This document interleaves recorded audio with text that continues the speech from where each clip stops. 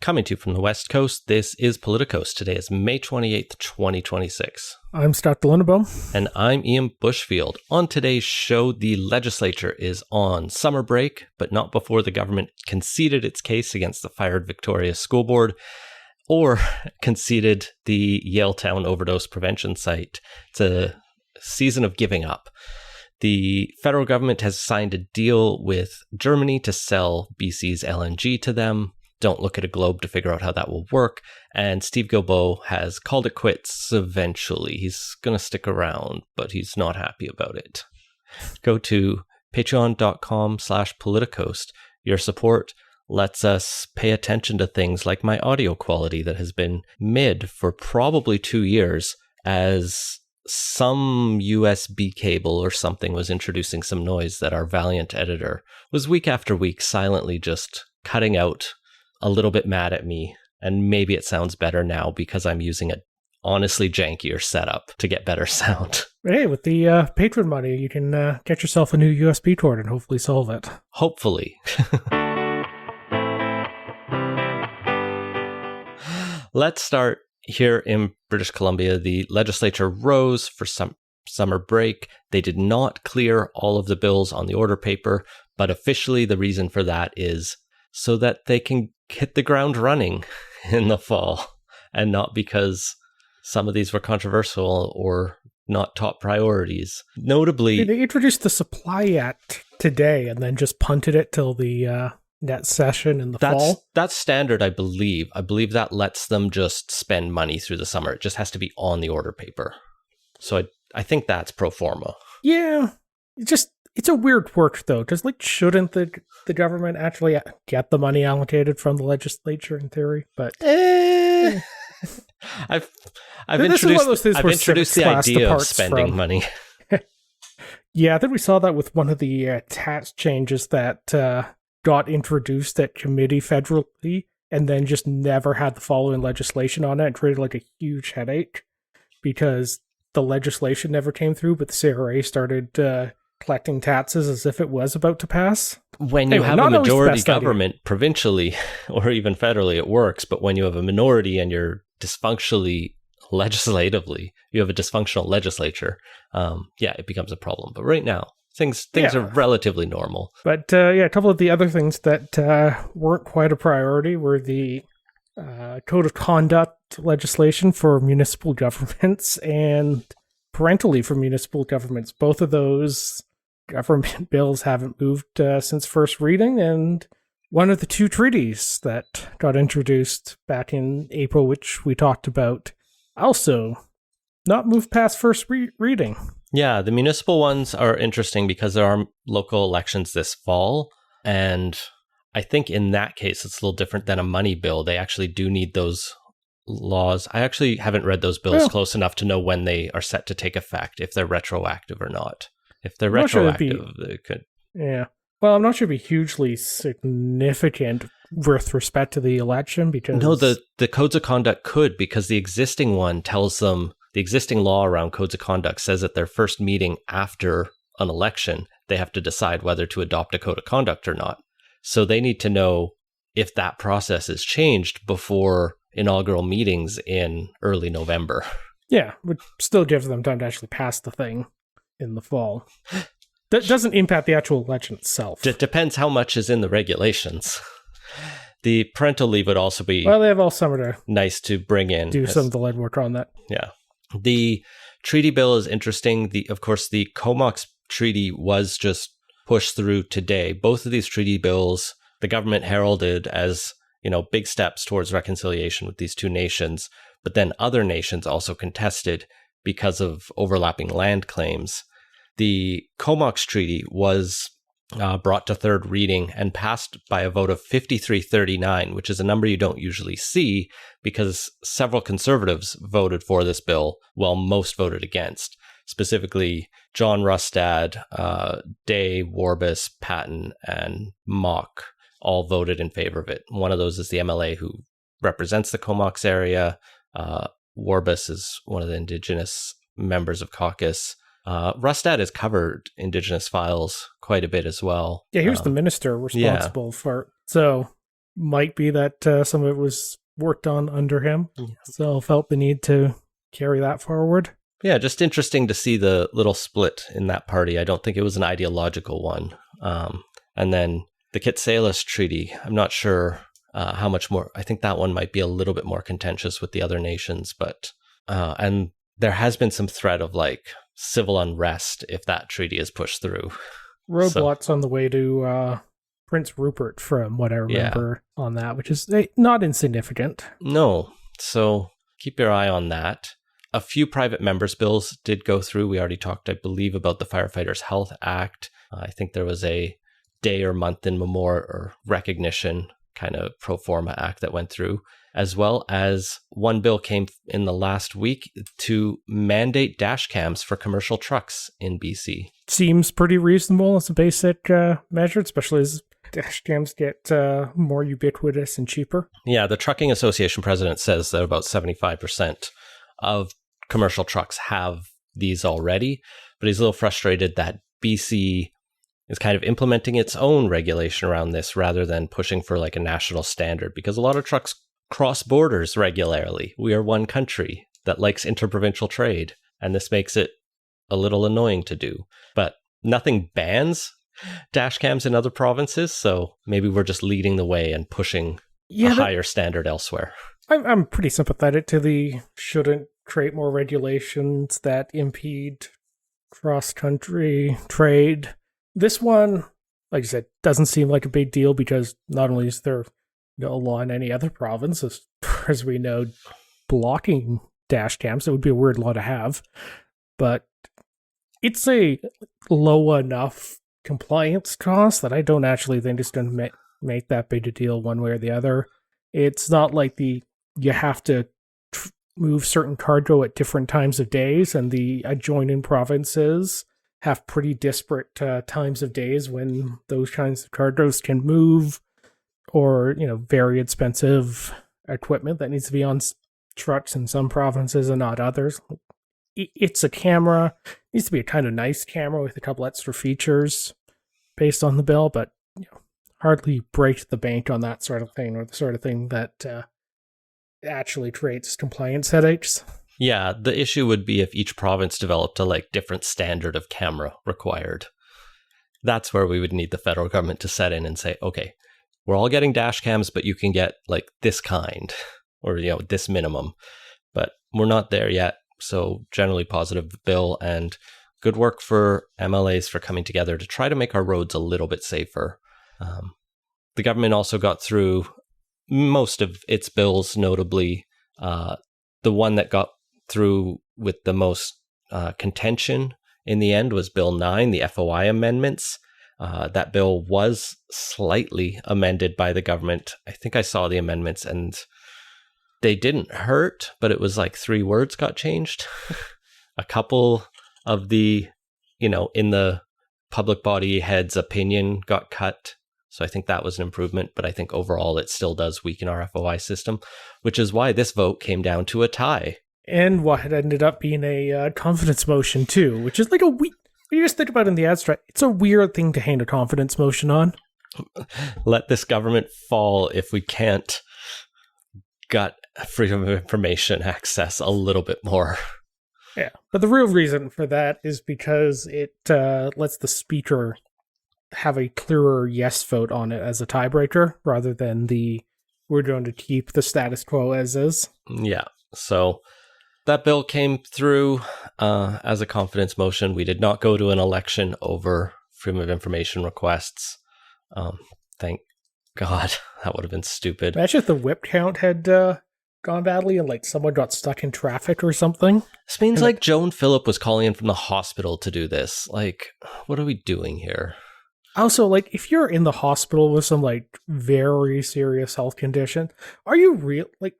It just seems depressing to have to call in and vote to partially gut freedom of information.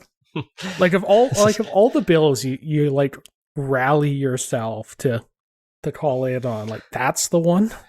You don't know people's minds, Scott. Maybe this is why they got into politics. Probably not, but you never know.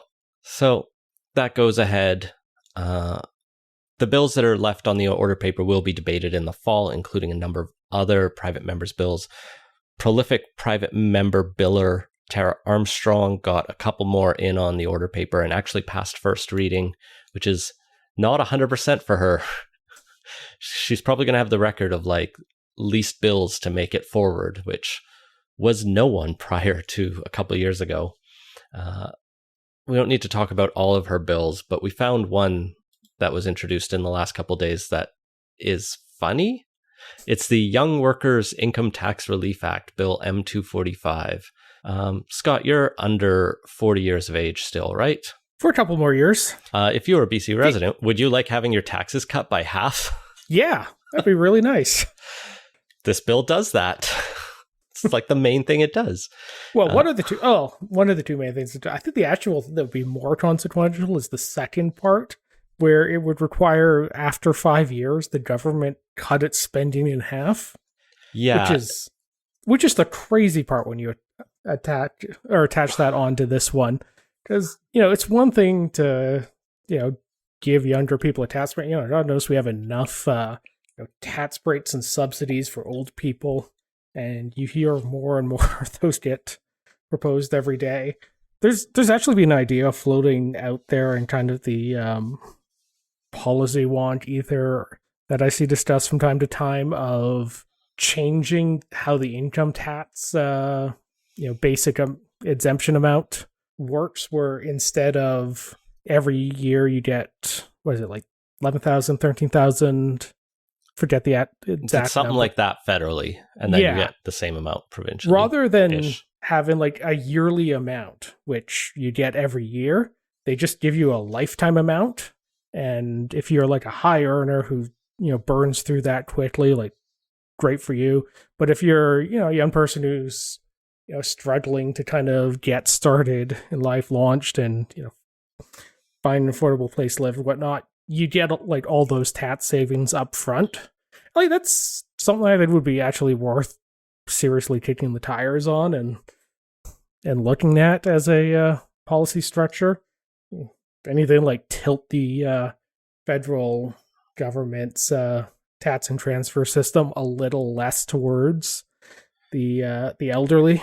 I'd have to think more about the consequences on that one, but I can at least see how that one makes internal sense, because you offset that new earner, tax cut with higher taxes on people later in their working careers, right?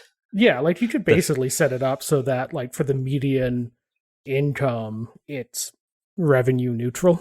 Mm-hmm. This is not that. Well, it might actually, be with the second half. It's probably more than revenue neutral. If anything, it's probably revenue positive, because you're or net fiscally positive for the government, simply because so much spending's getting slashed in this one. Yeah, it's just a bizarre pitch. And like, she's had some wild pitches, but they usually are like just, oh, that's just because you hate Indigenous people or trans people or whatever. This is just like, let's fuck around with taxes in a crazy way. And just arbitrarily setting 39, like the year, it's specifically an individual who at the end of the taxation year was less than 40 years of age. So I just turned 40 in January, so I wouldn't get this year, but I would have gotten it last year.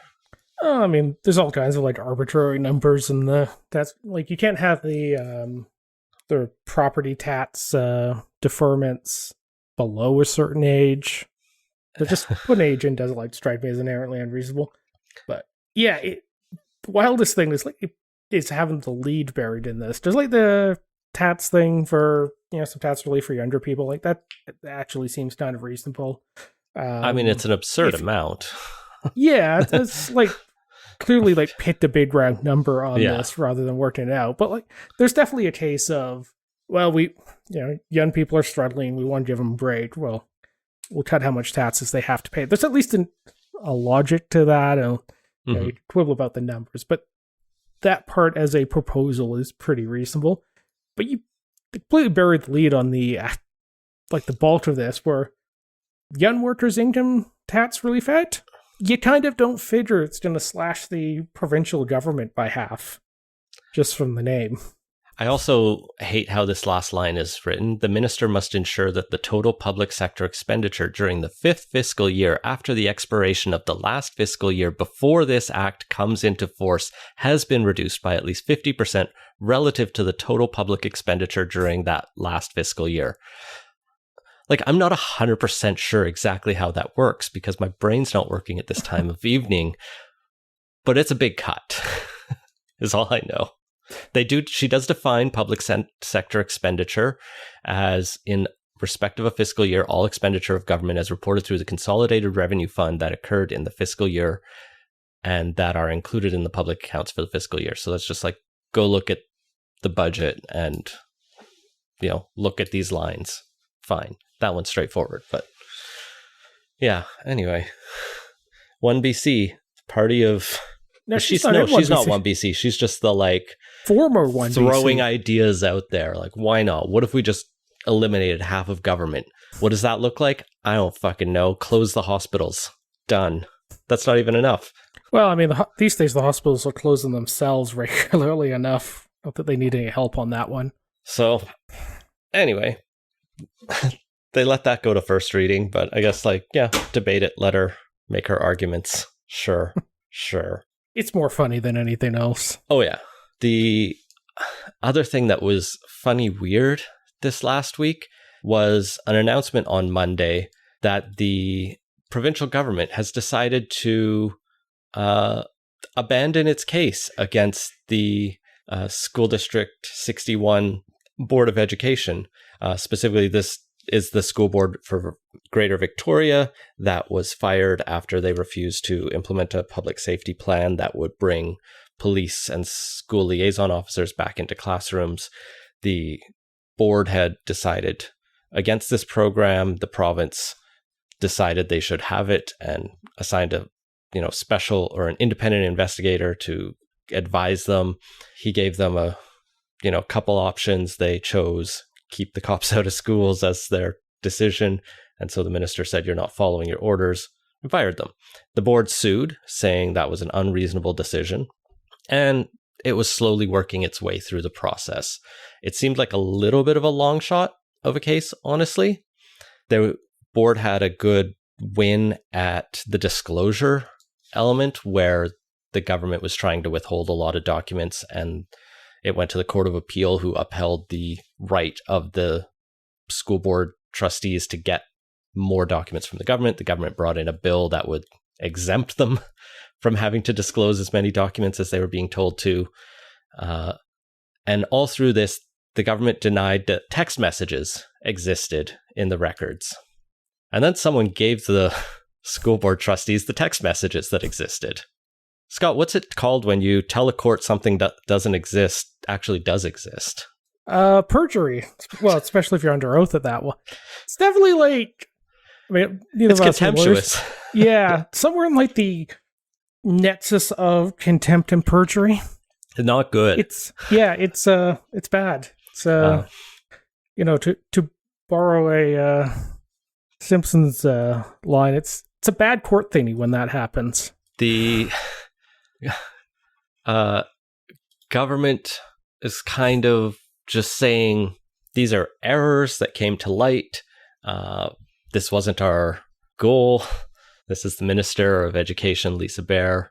And we're going to leave it to the courts to figure out what happens next. But we have basically surrendered fully and agreed to pay all the costs, I think. It doesn't entirely pass the sniff test when the missing documents are also the most damning documents. Yeah. Yeah, so it's one thing if you in a huge discovery thing, miss a couple, emails here and there that are, at most minorly important. But these were bad tests. Yeah. In the case.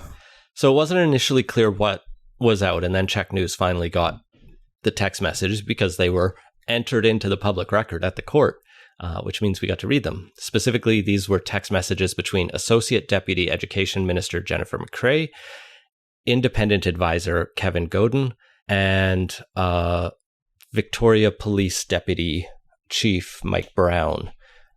Between these, they mock the then and I guess now chair of the school board as a narcissistic, or that she would look like a narcissistic moron if she were at a protest that they thought she was at and were trying to get pictures of her. They called those protesters losers in them. They called Human Rights Commissioner Gasari Govender an arrogant ideologue. This is all the cops' words. But more damning, McRae, the deputy minister, tells the independent advisor that that they're briefing ministers, and it kind of suggests going back and forth that the independence of this advisor was not so independent, that there was a lot of back and forth going on. The judge was not impressed. As you can imagine, the lawyer for the trustees was, I only have his words, but I'm imagining dancing and like pumping his fists in the air, like just, wow, what a gift for him. But yeah, the judge specifically says, I'm deeply concerned with the representations that were made to the court concerning the non-existence of documents, calling the ministry's approach cavalier. I have no hesitation in concluding that the respondents were aware of the document protection was required of it and failed to comply to the court order it was subject to. Not great.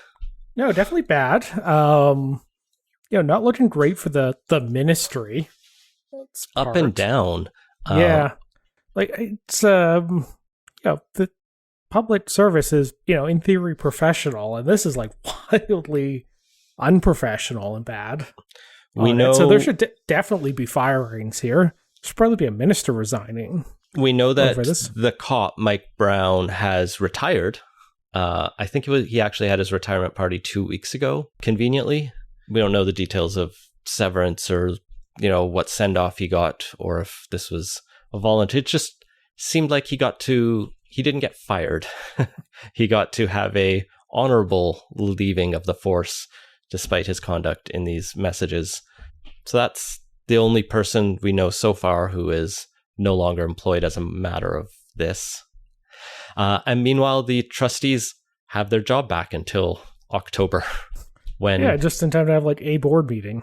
Yeah, and then they go to an election where they're probably going to be screwed because the Victoria School Board now has wards, and most of these trustees are going to be overlapping for the same seat in Saanich.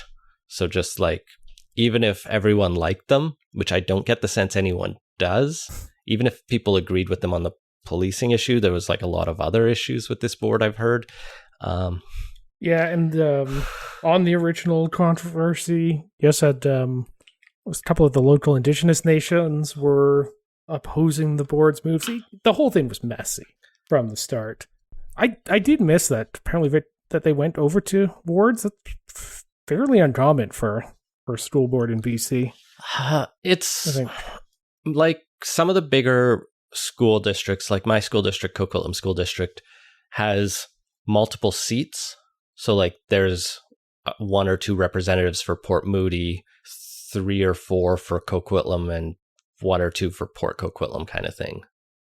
And so you have multi-member seats that overlap the municipalities, and then a board that stretches over multiple municipalities. So it can have that kind of weird system.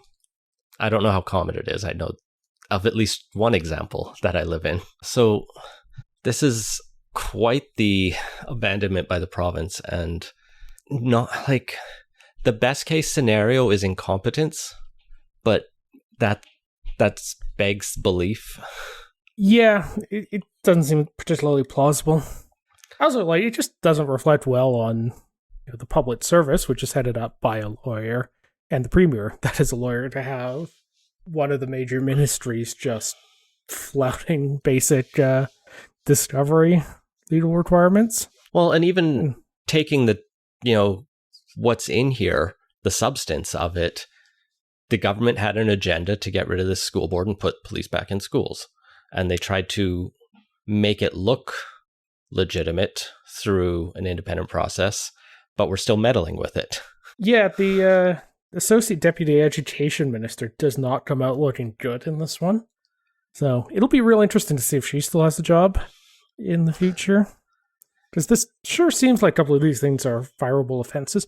The other thing that I'm somewhat confused about is, okay, let's say McRae, the Deputy Education Minister, had it out for the school board and was happy to, kick ideas and stuff back and forth with the Deputy Chief of Police in Victoria.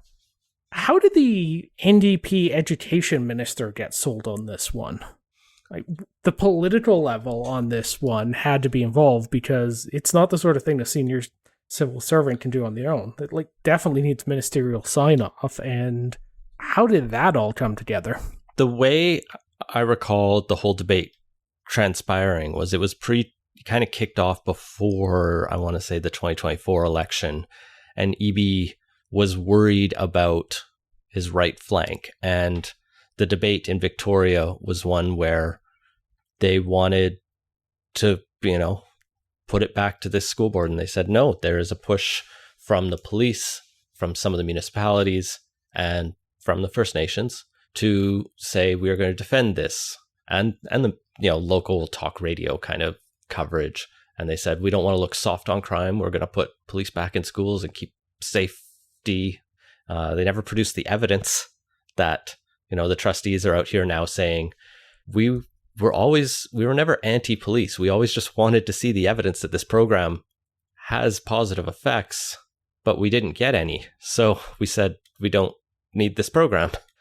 And we to this day don't have a strong case made beyond some people like it, some people report good experiences, some people report bad experiences. Oh, well, what do we do?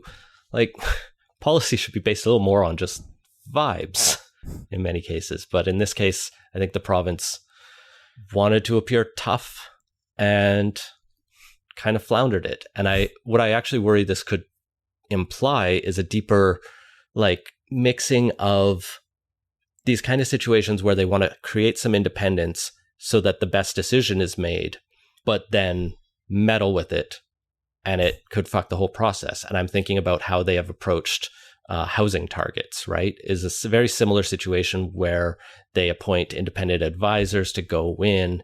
They haven't fired any councils over failing to bring in multiplexes. That would be very funny if they fired the entire West Van City Council. Would be kind of funny. I mean, right now they're at the ministerial orders kind of phase of it, where now the minister is telling the councils they need to actually do this, where before it was you have target. Yeah, I mean, part of the problem with the housing thing is the structure the NDP set up is just endlessly procedural and just gives chances to bat stuff back and forth, and municipalities can rage the puck for years on that thing, as we have seen. And so maybe there's not going to be an issue on the housing side, but it's just a slimy way to run a government, frankly. Yeah, I actually wouldn't mind it on the housing side if the government was a little more we have a specific goal, we're working towards it, let's actually make sure it happens. Yeah, well, and it's because they haven't actually done that here. And it's fine if you say it up. It's not slimy to say our government thinks police have a role in schools. This, school board isn't doing that, and therefore, we're going to move forward with replacing them with a trustee who will do that. And maybe you have to pass a law to make that possible, but you do it above board, not through text messages and independent advisors who aren't independent. Yeah. Kind of legitimacy laundering, the whole thing. So that was a weird back down from a back down, which is... Sorry, just one last thought on this one is, there was once upon a time where this would be the sort of thing that a minister would resign over. And the fact that Lisa Bear didn't step down the day this whole retreat happened is one of a pretty clear sign of just how much ministerial accountability and just government accountability in general has atrophied in Canada. Yeah. It's hard to think of very many cases where someone at the ministerial level actually had to resign because their ministry or them personally really screwed something up. I think Randy Brosino is like the only example in the past decade that really comes to mind. Yeah, and that was more his own personal argued conflicts than specific decision making, if I recall correctly. Yeah, I mean, he was kind of breaching the ethics rules around having a private business that was doing business with the government. But like, yeah, definitely resignable, but not like the ministry he is overseeing screwed up big time. So the government has backed down on this case, just like they kind of tried to look strong on bringing police back into Victoria's schools, and they are now trying to look strong in Vancouver by siding with Ken Sim's demand that the overdose prevention site in Yaletown not be reopened. Are they looking strong, or are they just on the defensive and back foot? We didn't really do a recap of the whole session, like high-level takeaways, so much as we went through kind of what happened. But like this past session really was a case of like very small ball legislative things with a government that is outside of the legislature, just like on the back foot and defensive on everything. And this really just plays into that. I don't think David Eby thought he would be here, but they're just only playing defense, and that kind of pushes them here. Yeah. So Vancouver Coastal Health has been trying to get this site up and running and was going to have it open on June 1st. Or at least, it was going to have it at least start on June 1st and start bringing staff in shortly after that. But there'd been opposition from local businesses, from the mayor saying, as with anything, people never want to. There was not enough consultation. The city passed a motion that went through with the ABC majority to use city resources to block the site. And so the province just said, no, fine, we're not going to move ahead with this. And it's wild because overdose prevention sites, I mean, what they do is right on the tin. They don't give people drugs. They just like stop people from dying. It's just a way to make sure that people who are going to be using drugs, because we don't have a magic wand to stop that, don't die when they do. And now we have some, opening words from the minister about how Vancouver continues to experience the highest rates of unregulated drug deaths in BC. Oh, well, I'm very disappointed. Yeah, I think part of this too is also the overdose prevention sites, safe supply and whatnot. I think we've seen also like a public drawback in terms of support for it, which governments are certainly reacting to on it. There was a high-profile case in Toronto that just went to verdict a couple weeks ago, where a bypasser was shot due to as a result of a dispute between two drug dealers at a Toronto overdose prevention site, and then the some of the staff members at the site hid the shooter from police for several hours and helped them escape for a while. And like that, stuff like that has contributed, I think, a little bit to some of the public reticence on this that the government's also reacting to. Like you said, I mean, there's definitely there's very much a public health angle to this all, but the maintaining social license for these has proven more difficult than I think some people thought going into a lot of these. That's something the government needs to handle deftly, and I don't think anything about the EB government suggests deft handling of politically contentious issues, particularly when public support that was once there starts to drop away. The thing that gets me, though, is he's like, Ken Sim's the one making the most noise about this and making the strongest stance. But that man's days are numbered. Like, he might pull off a victory through a divided and crowded field, but none of the wins, none of the, vibes out there suggest he is a particularly popular or facing an easy election for I don't think Ken Sim has a lot of political capital at the moment. And yet EB and the government has decided to defer to them. Like, you could very easily just read the wins and go, you're a dying government. We don't give a fuck what you say. What are you going to do? Lose an election? Come back to us when you win re-election and then we'll talk. But and you don't say it like that, obviously. But you could go that route. You could tell them to pound sand.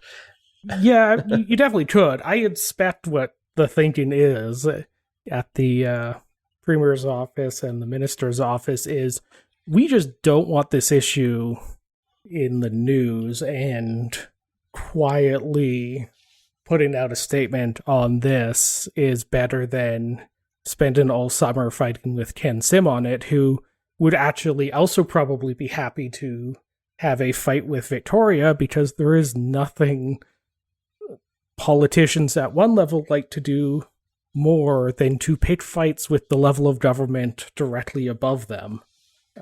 It's a time-honored strategy on it. But I also expect that, as much as Ken Sim might want that, I don't think the province or provincial government necessarily wants to be spending their summer fighting about this. I don't know that it would have turned into much of a fight, but I've misread things in the past. Who knows?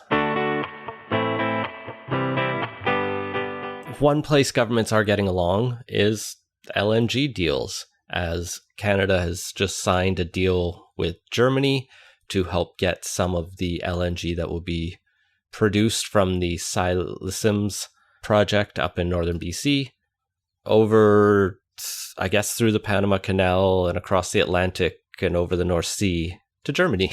Well, so much... Not the most direct route, but... Well, I mean, part of that is because transporting hydrocarbons through a round steel tube is somewhat verboten in this country. But... there's also oceans in the way. Yeah, what I'm saying is, BC, northwest coast of BC, doesn't make a lot of sense for a export to Germany, but that is somehow politically easier than just connecting the gas fields to an east coast port, where you don't have to go all the way down to the Panama Canal, which doesn't say great things about the ability to rationally get national infrastructure built on this. And I guess the other thing that immediately comes to mind is so much for Trudeau's, there is no business case for helping Germany get off their dependence on Russian natural gas, which is what he said 4 years ago when Germany came to Canada asking for an export deal for LNG. I mean, I don't know the specifics of the economics. I'm just generally of the view that fossil fuels need to be a sunset industry, and that includes LNG. But our governments are addicted and happy to keep moving things along. So here we go. Well, also for, wanting to diversify trade away from just a north-south axis, these are the sorts of things that we're just going to see as part of that, part of the package. Not surprising that the Carney government's happy to make this announcement. That said, the project is still not actually under construction yet. The final investment decision hasn't been made. There are some lawsuits about the project too, so it's a couple of years from being realized at the best. Yeah. Nevertheless, it's kind of the sign of the shifting political interests of the federal government in particular, which undoubtedly is making, and obviously making, a portion of the Liberal caucus increasingly uncomfortable. 14 Liberal MPs supposedly wrote a letter to Mark Carney expressing their concerns over environmental backslides. The most prominent, I'm going to assume he signed this, it was Stephen Guilbeault, who had already quit cabinet, was rumored this week to be leaving caucus, and that turned out to be a yes, he'll leave Parliament and quit as an MP at the end of the summer when it gives them time to, get their agenda through the spring. And I mean, I think their session is ending right around now too. Pretty close, and also gives Carney all the time. He wants to plan a number of by-elections that'll be coming up. And a Quebec Bloc MP also just announced he's going to retire soon as well.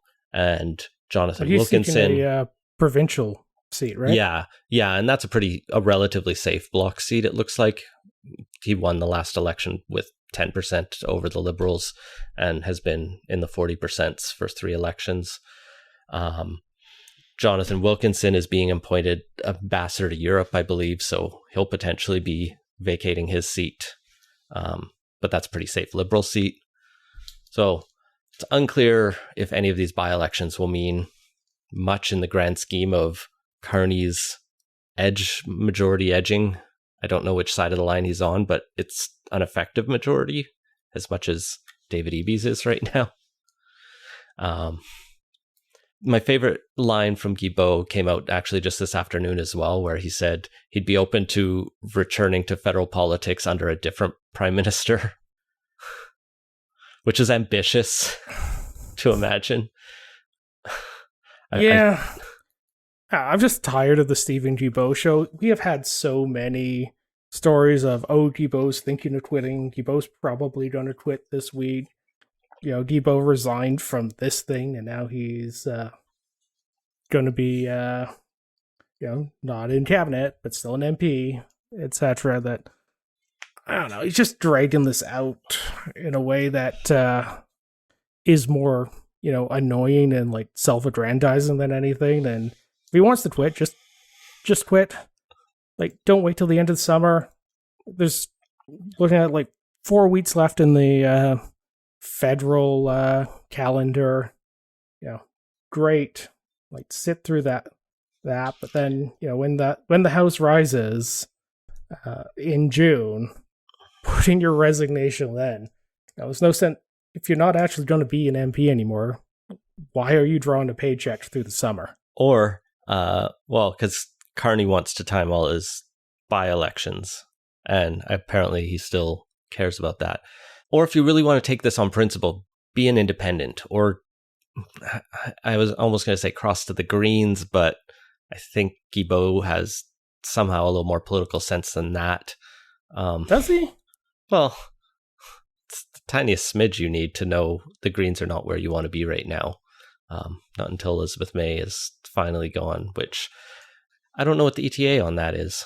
And the NDP doesn't accept floor crossers, so that's not an option. I guess he could talk to the Bloc, but they do have an environmental policy that is stronger than most parties, so that's one option. Or he could start his own thing, but no, he's just going to return to civilian life. I hope actually for him that he does go back to being a climate protester, and like in a year we see him like dangling from the edge of the Peace Tower, hanging a Greenpeace banner around Parliament. That's clearly what he wants to be doing. He should have just gone and done that. But it's a challenge. I'm just generally of the opinion that like activists make bad ministers, and I don't think Guilbeault disproved that one exactly. So I'm happy to see him just go back to being an activist, which was always his calling. And just wish he would take the direct path there rather than the circuitous one. I think we've seen lots of bad ministers from lots of different backgrounds. I wouldn't just single out the activists, but there is a broader. I do feel like there's something about the temperament, and activists by their nature tend to be very focused on like a single outcome and a single, and governing is a complex balance of trade-offs where, by the time it gets up to a minister's desk, it's a 49-51 decision a lot of the times. Yes, a bunch of the stuff is like pro forma. The minister has to sign off on this because that's what the law requires. But when you're actually making like the tough decisions, they're 49-51 decisions, or maybe a couple points wider on the spread on that, but they're tough decisions. They're balancing multiple interests, and just the activist frame of approaching that is just generally not well suited to the role of governing. It's well suited to petitioning the government for stuff, but that's just a different role. Back to the politics of it, we do have more than just Guilbeault, who's feeling clearly out of place in this current government, and some of that will be the natural trend, especially for a big tent party like the Liberals. But it's clear things aren't like, there's MPs there who didn't sign up for this, and they're still happier with a Liberal government than a Conservative government, obviously. But I'm wondering, when we get to the next federal election, how many more we're going to see like quietly not run for re-election. And like, probably how big about of a 14 turnover would be my guess. It might be more, right? Like, it could just be a large turnover time as the winds have shifted. And I don't know, I guess we'll see if it just kind of stays this quiet little bit of frustration, or if it starts to bubble up louder at any point. Quitting cabinet and quitting politics is as loud as you can get, but when you do it as an individual, you don't have any power or influence. Well, also, when it becomes you a do it personal show. anonymously, you don't either. No. Like, I'll take these, anonymous things a little more seriously when they actually will stop being anonymous and put their name to it. It's just striking in Canada where even like mild criticism from within caucus is done anonymously, whereas you have like half the British government caucus right now in open revolt against their prime minister. But they leader. can't all agree on what they'd rather have, and so they're stuck with Keir Starmer. The point, I mean, Britain's a mess, but the general point is, when a British MP is dissatisfied about the direction the party is going, you know exactly who that MP is and the specifics of their complaint about the prime minister or leader. Yeah, and it's much easier to do when you have twice as many MPs, and most don't ever have a chance. Yeah. Caucus. I mean, we should honestly think about increasing the size of the House of Commons, if for no other reason than it will also, in addition to loosening up some of this ridiculous party discipline levels that Canada has, also let you rebalance the seats so they're not quite as disproportionate by population. Yep, I'm in support of it. Let's do it. Hell, just collapse this. I don't know if I like this idea. Collapse the Senate into the House of Commons and just grow the legislature by 120 or whatever it is. I mean, if you're at that point, you're doing a constitutional amendment, and you might as well just put in the Constitution that it is entirely representative by population, none of these weird carve-outs. Well, legislative challenges will persist under our current system, and that has meant the government... I'm blowing my segue right here. Anyway, Bill C-22 is getting a bunch of backlash. This is the lawful access bill that the police are really eager to get their hands on so that they can, I think we talked a little bit about this last week, access, some of the digital metadata and some other information from cell phone records and digital records to track criminals. So in theory, this bill is not we get to, just by sending polite requests to the tech company or your ISP, get to see everything you've been doing in detail and read your text messages. It's we can ask for some metadata on this, but the actual contents and whatnot won't be shared with police.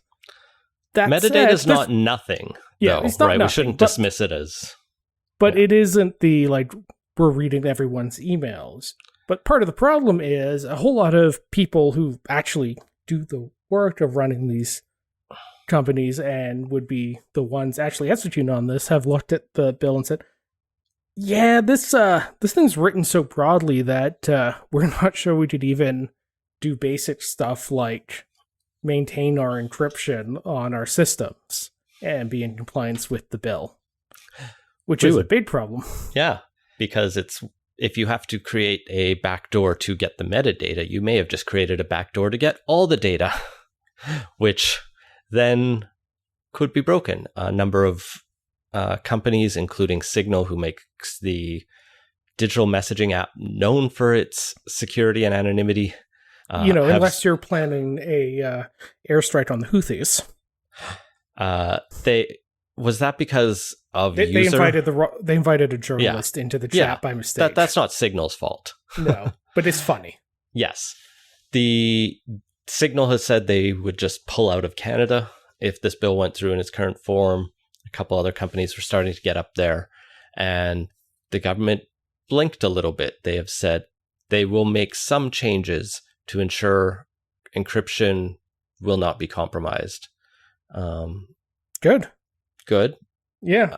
I'm like not as concerned about the metadata stuff, but when you start to get into the encryption, that becomes a real problem and makes everyone less secure. So seeing the government back down on that is a very good sign. I think the devil will be in the details because government has not proven itself competent at writing good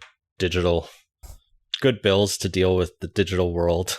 Yeah, and also over the last decade. Also, the public safety minister has not exactly been impressive on any of the stuff that has been on his desk recently. So, not exactly a caucus or not exactly a cabinet all-star state handling this one either. So, like you said, the devil will really be in the details on this one.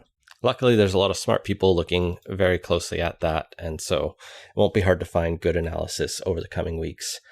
Finally, we briefly touched on, I would have loved to get into it a lot deeper last week, the fact that Alberta will be having a referendum on whether to have a referendum on starting the process to leave Canada. And that raises a question of, is this a Clarity Act question? Stéphane Dion came out after we recorded and said no. That's important because he was one of the authors of the Clarity Act. And Mark Carney has now also looked at it and said, no, we will not be invoking the Clarity Act, which would force the House of Commons to actually debate whether the question was clear, and then it would force a debate on whether the answer was a clear majority. And I think there might even be a third forced House of Commons debate after that. But I guess I can see the reasoning. I was initially kind of hopeful that we'd have a parliamentary debate on this stupid ass question, which they have confirmed will be an option 1, option 2, not a yes/no. Option 1 is stay in Canada. Option 2 is hold a referendum on leaving. Well, that's marginally less dumb. But yeah, it's so obviously not the case where it's a Clarity Act question, just because it is unclear and doesn't actually ask, do you want to separate? So I can see why the government isn't wanting to spend a whole lot of time in the House of Commons debating this one if they don't have to. They should be going out there doing a bunch of work to try and defeat this thing, but having 338 MPs stand up and give speeches about it, not particularly helpful on that front. And, a real risk someone says something, stupid on that just hands ammunition to the separatist cause, like when Avi Lewis this week, in so many words, basically said, yeah, Quebec gets to have a legitimate separatist movement, but Alberta's is illegitimate. And you could debate the truth merits of that statement, but it is a real counterproductive thing to say, and it is just entirely unhelpful towards the cause of keeping Alberta in Canada and defeating separatism. I missed the comments he made. Oh, did he just complain about MAGA-aligned disruptive stuff? Yeah, basically noted as a MAGA-aligned. Oh, this is a tweet I think I see where he calls whatever Daniel Smith was saying laughable coming from someone who has been winking at the MAGA-aligned separatist movement for years. Man. It was a press conference I was referring to. Okay. Threw a link to the Blue Sky video and sure. There. So if you're interested in checking it out, it's in the show notes. Yeah, I mean, the Clarity Act itself does say House of Commons has to debate within 30 days.